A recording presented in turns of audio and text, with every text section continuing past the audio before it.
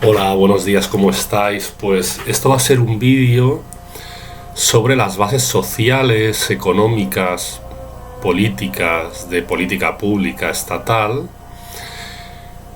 que, que asentaron los principios, las condiciones permisivas, las condiciones que hicieron posible el que se ha llamado el periodo de mayor bonanza y que se presenta como modelo de capitalismo bien funcionante, bienestante. Me refiero a los dorados 50 o a los felices 50, es decir, la década de los 50 estadounidenses. Y bueno, defenderé, sostendré en el vídeo que los prolegómenos, digamos, de las políticas públicas de corte keynesiano que hicieron posible los dorados 50, los felices 50, pues estriban precisamente en las recetas ideadas para atajar o para paliar o contrarrestar la crisis de finales de los 20 que culmina en el crack del 1929. Recordemos que es una crisis, así someramente recordemos que aunque se la impute ser una crisis de sobreproducción de mercancías o una crisis de especulación financiera y tal, los orígenes de tal crisis están en la sobreproducción de capitales, es decir, al capital ya no le interesaba incorporar más capital físico, más medios de producción, más maquinaria, tecnología, abrir más tejido productivo. Ya no le interesaba adquirir más capitales físicos porque en términos de capital dinerario ya no aportaba un crecimiento compensatorio, sino que el crecimiento adicional o marginal del capital, debido a la caída de la tasa de ganancia, el crecimiento marginal o adicional del capital, ya a partir de cierto punto de inflexión era menor de lo que costaba la inversión en ampliación de capitales. ¿Qué significa esto? Bueno, pues significa que todo ese sector del capital que suministra capitales físicos, plantas productivas, industria, bienes de equipo, apertura de industria de base y con sus infraestructuras y tal, que suministra capital físico al capital mismo, al propio sector empresarial, tuvo que recortar por ausencia de demanda de las mismas empresas con respecto a estos tipos de bienes, y eso generó pues baja de los salarios, generó desempleo.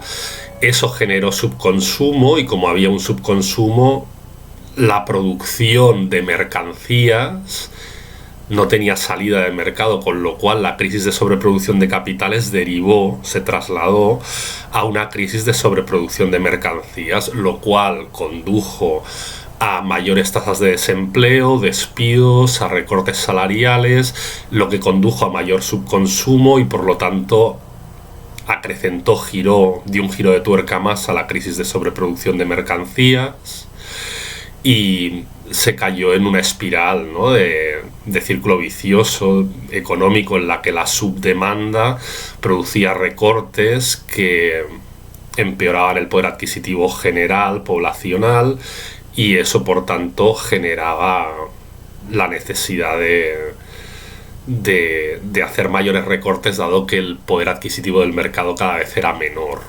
¿Qué se hizo frente a esto?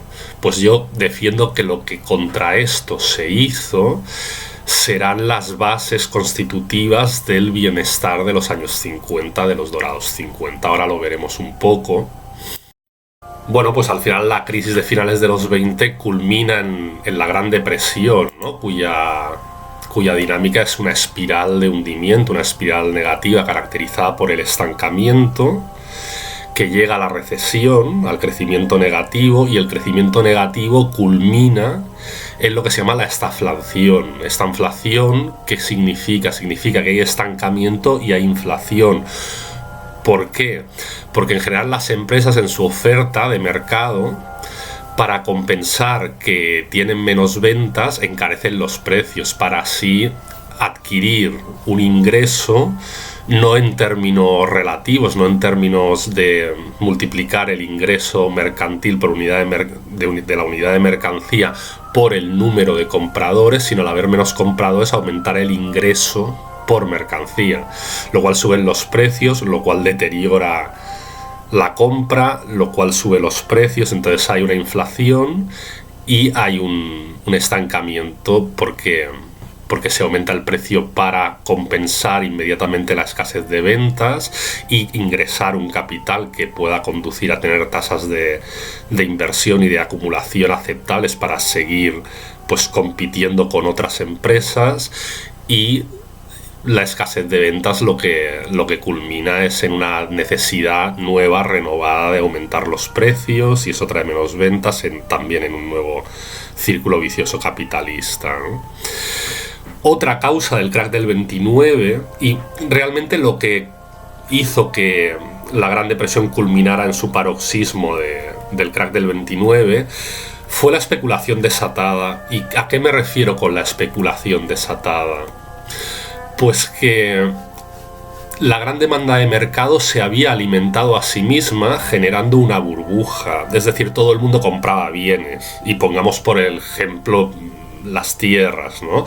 Los compraban muy por encima de su valor, porque luego sabían que podían vender esas tierras u otros bienes aún más caros, ya que el comprador obtenía salidas extra de rentabilización. Por ejemplo, en el caso de las tierras, pues se edificaba, se convertía las tierras en terreno vacacional para familias, etcétera, y eso aumentaba el valor, y entonces eso se vendía a otros compradores muy por encima de su valor real. Había una burbuja.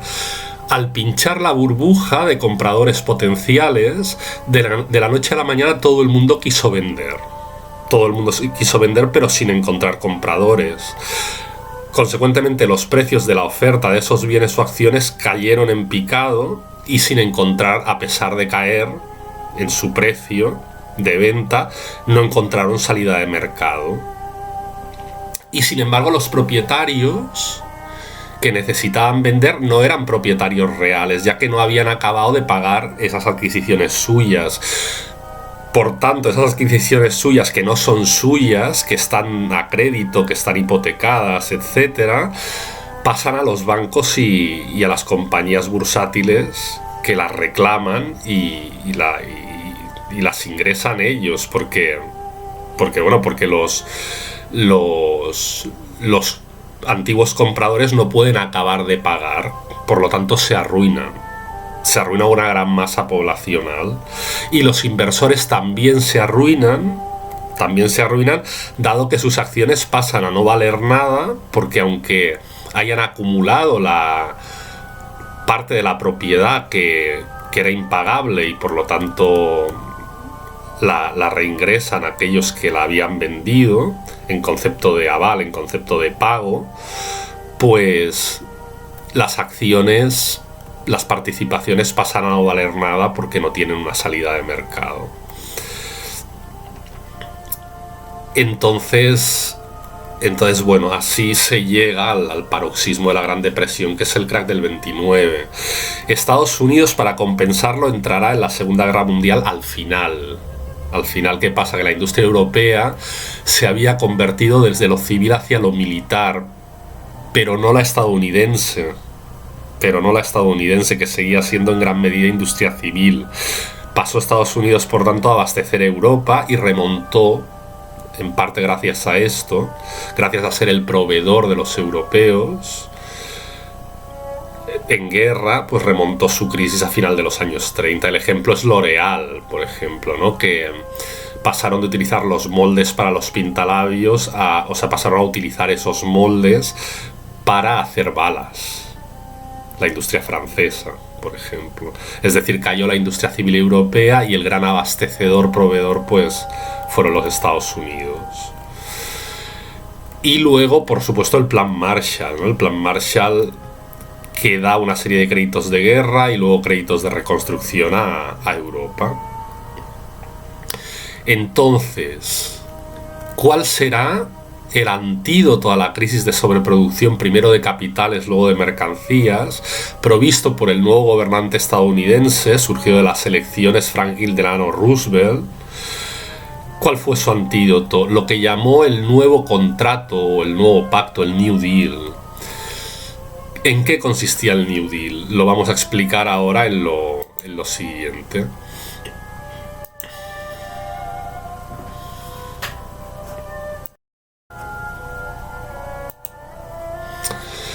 Pues en lugar de hacer la guerra por su cuenta, la guerra social, por su cuenta, en la guerra de clases desatada a la sombra de la crisis, o sea, patronal contra sindicatos, plantillas contra empresarios, obreros contra patronos, obreros de mono azul contra empleados, supervisores y contra contramaestres, etc. Lo que propone el Estado es que se sienten siempre bajo la propia tutela del Estado a llegar a acuerdos que más o menos puedan satisfacer o que puedan compensar a empresas, a compañías y corporaciones, pero también a trabajadores.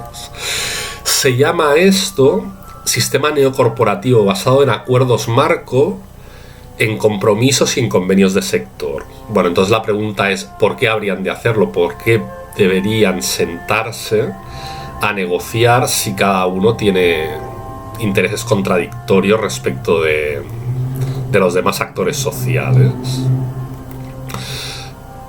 O sea, si los sindicatos pueden imponerse, o bien la patronal o los lobbies empresariales pueden imponerse, ¿por qué entonces habrían de transformarse en actores de negociación bajo el arbitrio, bajo el arbitraje del Estado? Pues ahí es donde Roosevelt responde a esta pregunta sacando a la palestra a un economista brillantísimo, George Maynard Keynes. Las claves de cuyo pensamiento económico, el keynesianismo, son que hay que promover la demanda, hay que generar trabajo, no importa que sea trabajo no productivo, o sea, la circulación de dinero gracias al trabajo no productivo genera consumo y la compra nutre a las empresas de manera que el capital se acumula y se puede invertir en generar industria y trabajo productivo. Famosa es su frase desde el punto de vista económico, es dar dos trabajos, poner a una persona a cavar zanjas en el campo para que tras él pase otra persona tapando esas zanjas. O sea, lo que importa es pagar salarios y generar demanda. El Estado también debe generar trabajo productivo, concepto industrial, de infraestructuras, obras públicas, carreteras, autopista, construcción. ¿Cómo se financiará todo ello? Mediante bonos estatales, banca y finanzas privadas, mediante la ganancia industrial y el beneficio empresarial procedente de la generación de empresas estatales, que irá a parar a las arcas del Estado. El keynesianismo también es belicista. Keynes escribió un libro titulado Cómo financiar la guerra y efectivamente estalla la Segunda Guerra Mundial en 1939 y los Estados Unidos verán la guerra desde la distancia hasta intervenir militarmente con el desembarco de Normandía cuando solo tienen que ganar. Toman posiciones militares en Europa, las famosas bases militares, crean la OTAN, también posiciones financieras, plan Marshall, comerciales. Europa había visto su industria devastada y por lo demás reconvertida a producción militar, e incluso toman posiciones los estadounidenses territoriales, ¿no? Grecia, el Mediterráneo, Berlín durante años estará dividido en 4 partes ocupadas y una de las partes estará ocupada por los Estados Unidos, etc. Bueno, otro punto del keynesianismo es que las políticas estatales intervencionistas sean financiadas también a través de la presencia imperialista estadounidense. Esto no lo dice declaradamente Keynes expresamente, pero se entrelee entre líneas si uno echa un vistazo a su libro Cómo financiar la guerra, ¿no? Entonces también es importante establecer exportación de capitales y exportación de crédito financiero a otros países, y eso será cada vez más agresivo, incluso la implantación territorial a lo ancho del globo, del planeta, en especial en Iberoamérica, Cuba con los casinos, la United Fruit Company en Cuba, por ejemplo, también Chile con la AT&T y su propiedad sobre la telefonía, etcétera. Iberoamérica pasará a llamarse el patio trasero de los Estados Unidos mientras se despliega en toda su potencia la doctrina Monroe, América para los americanos, se entiende para los Estados Unidos de América,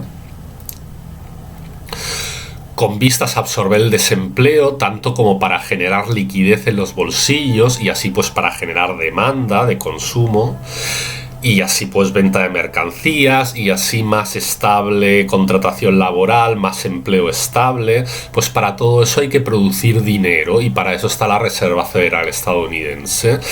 No importa al keynesianismo si producir dinero conlleva la producción de inflación, o sea, la devaluación monetaria. No les importa porque dice Keynes que hasta que ello ocurra, al menos transitoriamente crecerá el poder adquisitivo, hasta que la moneda se devalúe por sobreproducción monetaria, crecerá el poder adquisitivo y así los ingresos empresariales y el empleo y los ingresos salariales. Más vale así pues, a ojos del keynesianismo, pleno empleo o acercarse al pleno empleo a precios altos y en ascenso que mayores cotas de desempleo controlando la inflación.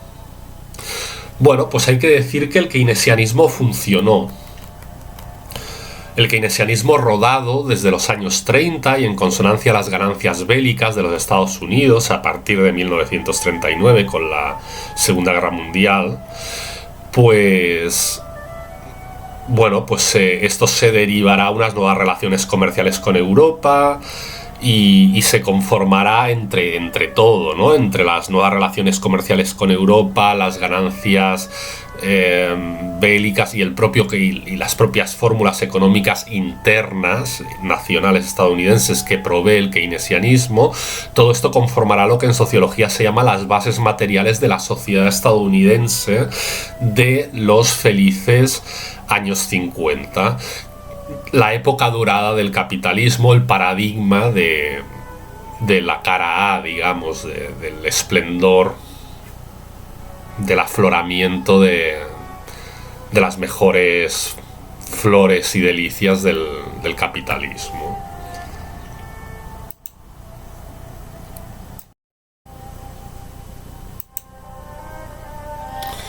Pasamos a ver ahora cómo era la sociedad estadounidense de los felices años 50.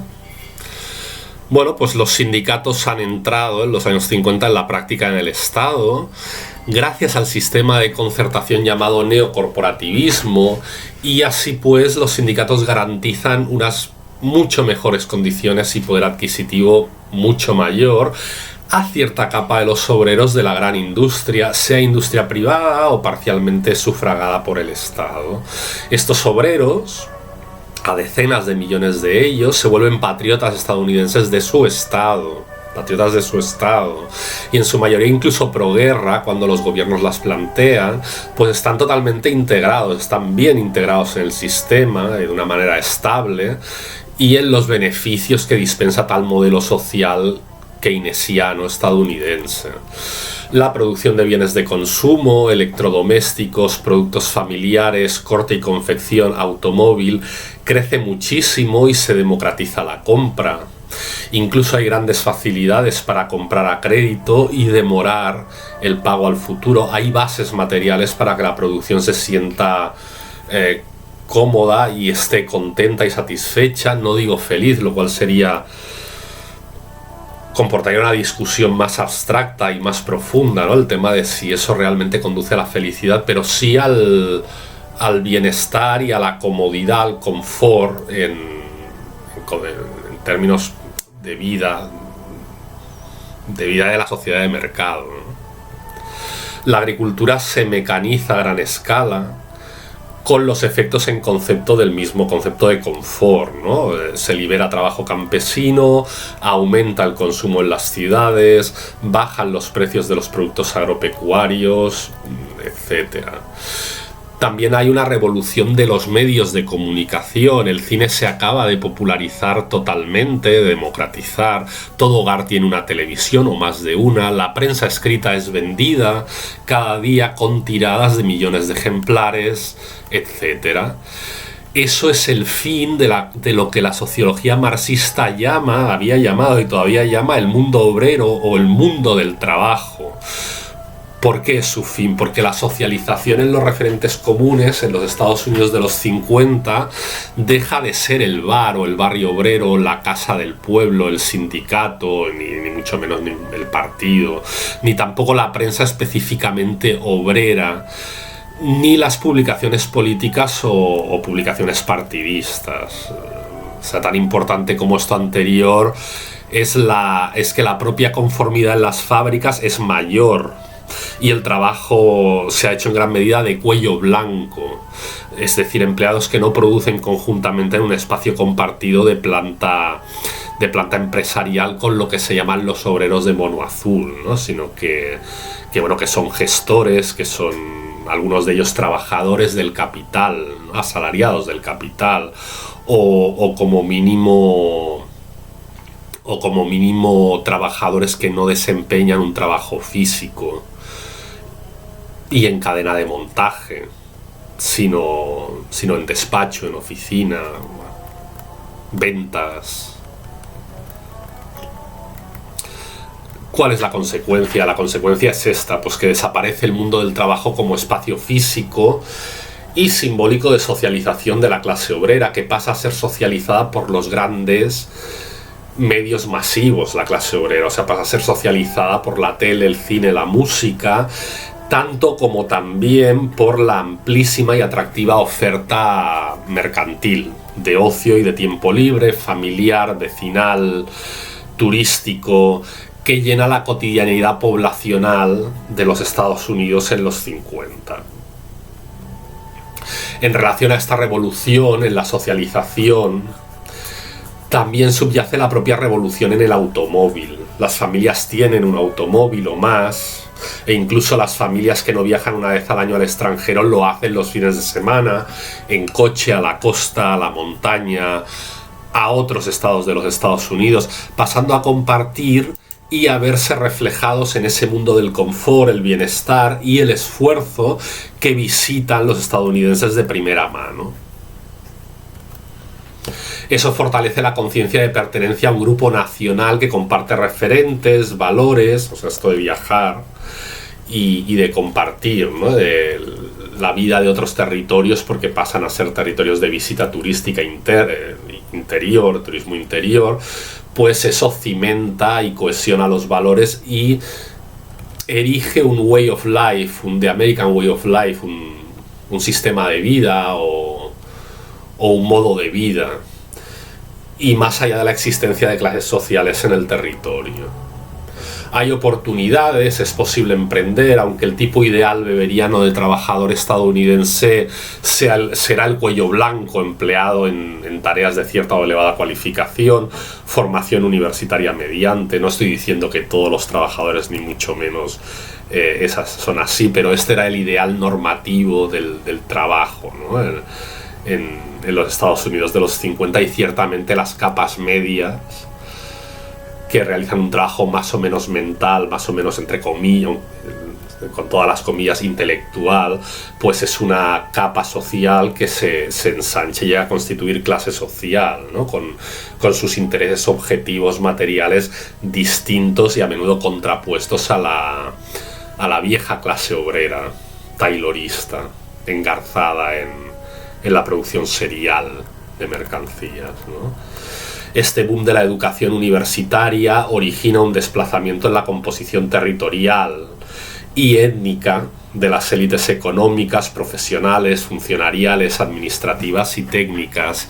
Ya no será el WASP, la élite, el White Anglo-Saxon Presbyterian, ¿no? Blanco anglosajón presbiteriano, sino que entran los judíos y el epicentro, o sea, el foco territorial elitista, ya no será la costa este, Boston, Massachusetts, Connecticut, sino las dos costas, la este y la oeste, California más la capital Washington, y Chicago y los Grandes Lagos. Al mismo tiempo, la inversión en I+D, en investigación y desarrollo militar, desarrolla tecnologías que culminarán en la invención de los primeros ordenadores de tarjetas perforadas, con el correlativo desarrollo de una nueva élite, o sea, un tercer foco territorial elitista, ¿no?, de la élite científico-tecnocrática en los polos de desarrollo informal, primarios informáticos, paleoinformáticos, podríamos decir, y Silicon Valley en tanto que centro neurálgico de la investigación y el desarrollo. La informática será aplicada no solamente a los estudios de mercado, las estadísticas y los estudios sociales, sino que fracciones de técnicos y burócratas del Estado aspiran a controlar el comportamiento social, pronosticarlo, atenderlo, responder al mismo y estimular su comportamiento. Lo califican de inputs, a través de codificar la teoría de sistemas como software de conocimiento social y de intervención. Esto se conoce como cibernética, ¿eh? Es esta aspiración y dispositivo tecnocientífico-social que se desarrollará en otros países de Occidente también, a destacar Francia desde principios de los 60, pero los pioneros serán los estadounidenses ya a finales de los 50, ¿eh? La cibernética, aplicada al control social y aplicada al conocimiento del sistema social, ¿no?, de los flujos de información entre estructuras sociales que permite la reproducción social conservándola, ¿no? Este conocimiento aplicado.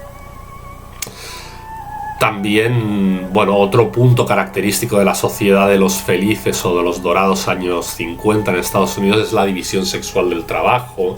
Es cierto que las mujeres trabajan en casa mayoritariamente, mientras los maridos trabajan fuera de casa, grosso modo, como tendencia sociológica central.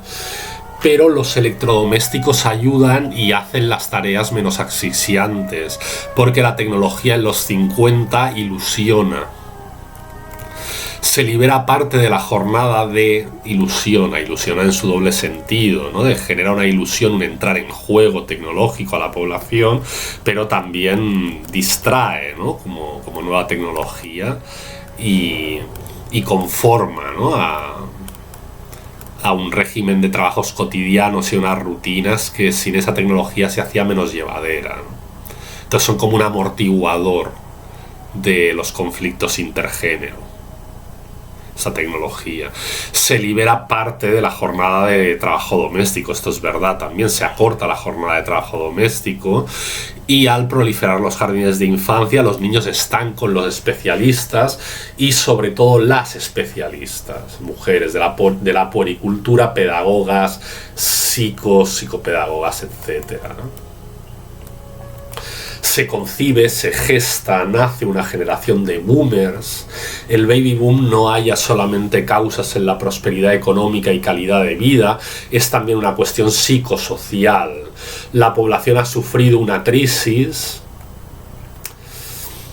hasta el paroxismo, hasta el cenit de la crisis, la cúspide de la crisis, que fue ya el crack de 1929 y luego la guerra, ¿no? La respuesta por parte de la conciencia colectiva al salir de tal periodo de penuria es viva la vida.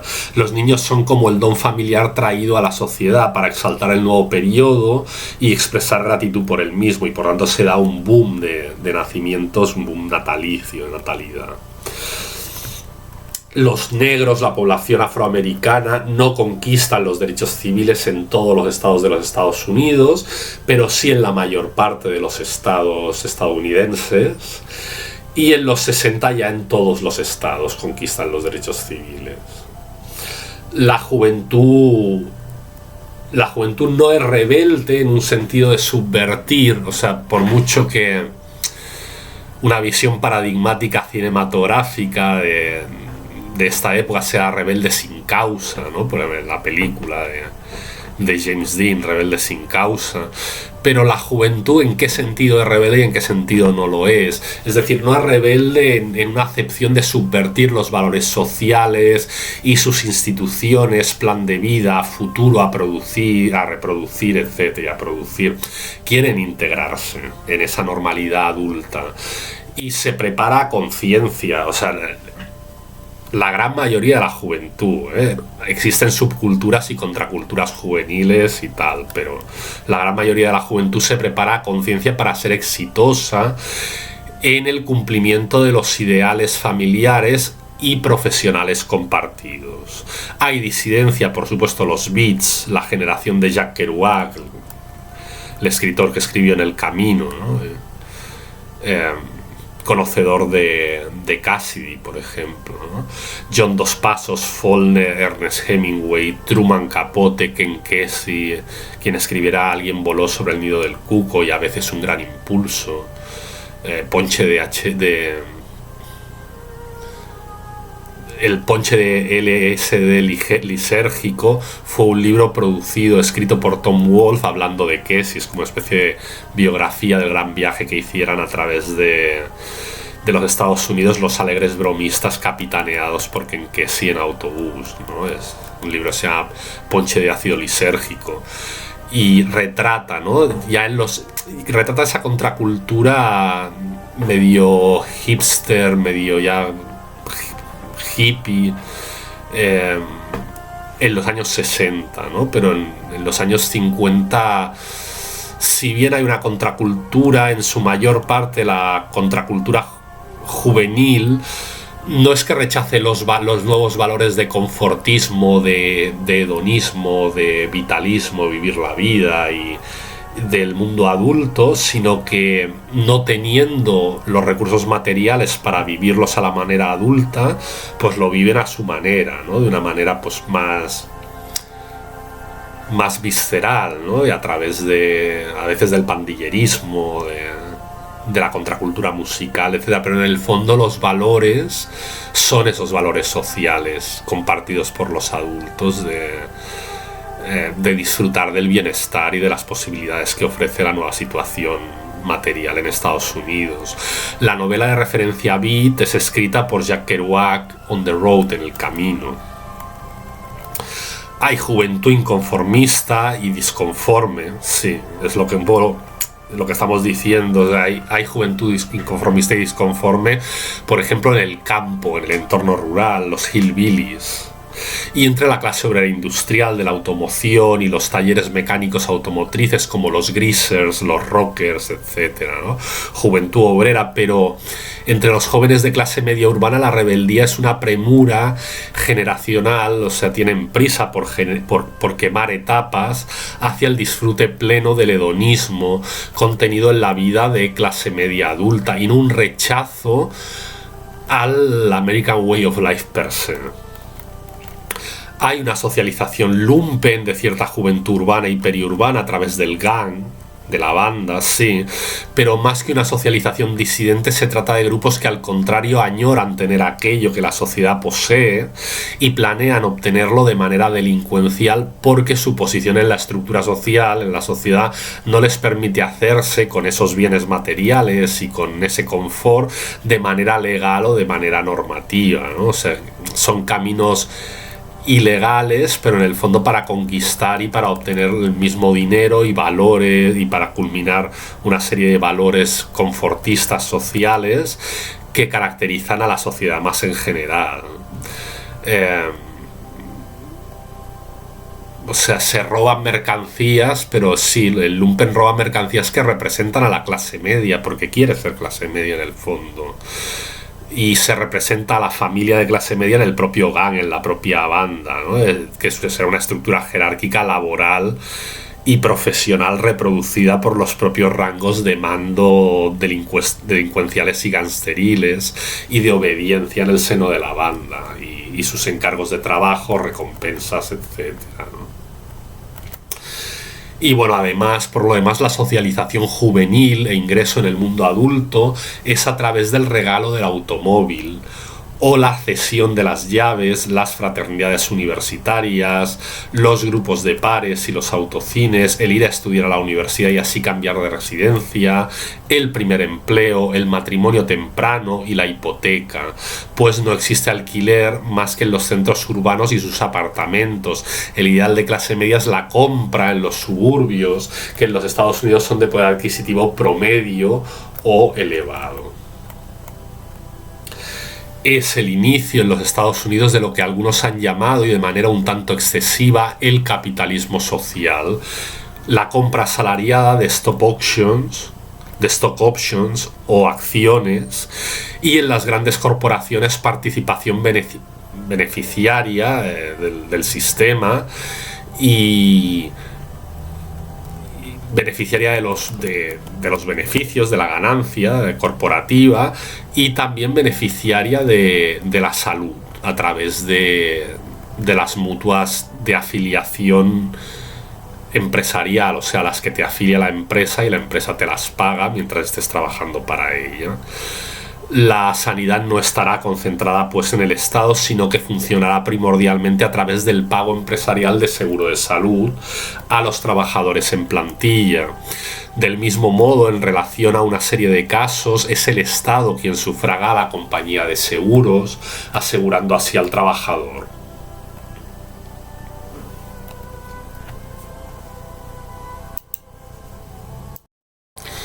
Bueno, pues hasta aquí este vídeo, ¿no?, del Paradise Lost, paraíso perdido capitalista, ¿no?, o del espejo añejo en el que el capitalismo gusta contemplarse, ¿no?, y que gusta exhibir como